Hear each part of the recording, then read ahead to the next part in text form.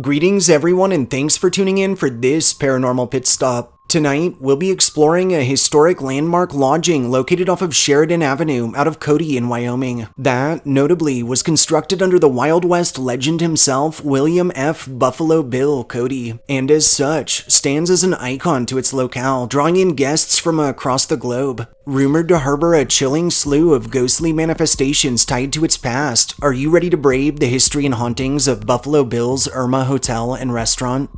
Historically, in 1895, Cody, Wyoming would be founded and would even derive its moniker from the last name of one of its biggest proponents, being that of Buffalo Bill Cody. In 1902, Bill would create an establishment he'd dub, and we quote, just the sweetest hotel that ever was, which, incidentally, he would name after his beloved daughter, Irma. On November 2nd of 1902, the Irma would open to a grand ceremony and would later host a grand party on November 18th, at which Cody would accommodate the press, politicians, and dignitaries from as far away as Boston, and after which, Irma would grow wildly in popularity as the social hub in town. To paint a picture, at this time, the two-story campus wouldn't just act as a hotel, but as something far ahead of its years, more akin to a work-live-play community of the modern era. It would boast 8 to 10 guest rooms, a popular pub and billiards room, which toted its famous Cherrywood bar, by the way, that notably was actually gifted to Cody by Queen Victoria, a dining room and kitchen, a lobby and registration space, a barber shop, and of course facilities.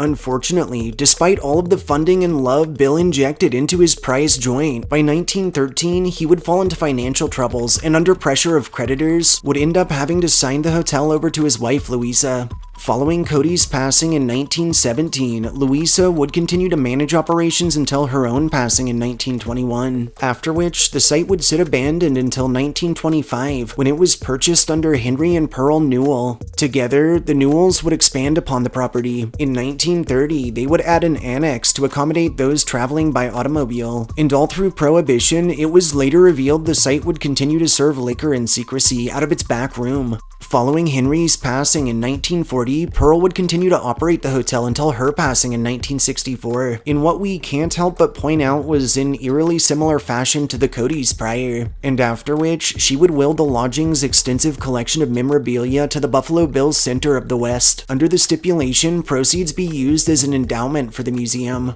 Over the years, ownership of the hotel would change hands several times, before its 1989 acquisition under the Darby family, who actually continues to manage operations to this day. In the present, Buffalo Bill's Irma Hotel and Restaurant remains open to the public, offering options in both historic and modern lodgings, a famous prime rib dinner that we've heard is to die for, plentiful space for events, buffets throughout the day, and more. Rather simply and classically, Irma Hotel bounds are believed to be roamed by the lingering spirits of former owners, staff, and guests since past, who cherished the establishment through their lives. And as such, while reports of local activity can get pretty creepy at times, it's actually believed that most of the site's resident spirits are friendly, albeit occasionally mischievous, and those frequenting Irma have reported extreme cold spots felt in adverse weather, orbs and spook lights both visible to the naked eye and also captured in photography and video, and the feelings of being watched, of being followed, or even of being touched or brushed up against by someone or something unseen.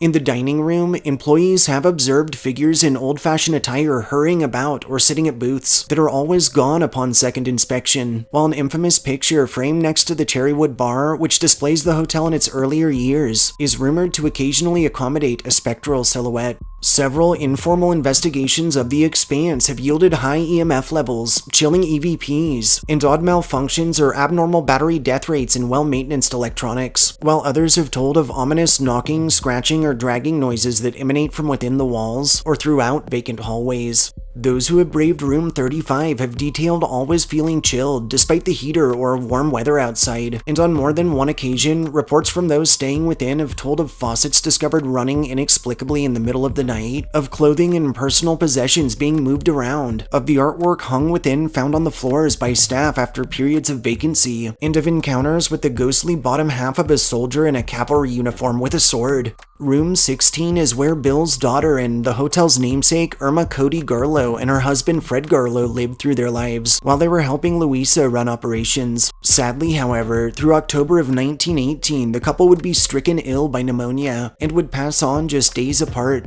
It's now believed the Garlow spirits might remain, and within 16, several have told of encounters with entities bearing their likenesses, with Irma's frequently viewed in the corner rocking chair, often in the middle of the night. Also reported across hotel grounds and confined to no area in particular are odd glows detected from windows and from under the doorways of should-be vacant rooms, and instances in which guests are awakened after dark by a cold hand tapping, grabbing, or shaking them. Lastly, Room 20, or the Colonel Cody Suite, is said to be surrounded in an abnormal amount of supernatural energy, and within, many have told of the disembodied jingle of spurs, of coughs, yawns, or throat clears that emanate from thin air, and of encounters with a spectral Bill himself, whose spirit is seemingly content with how his creation has been honored and preserved.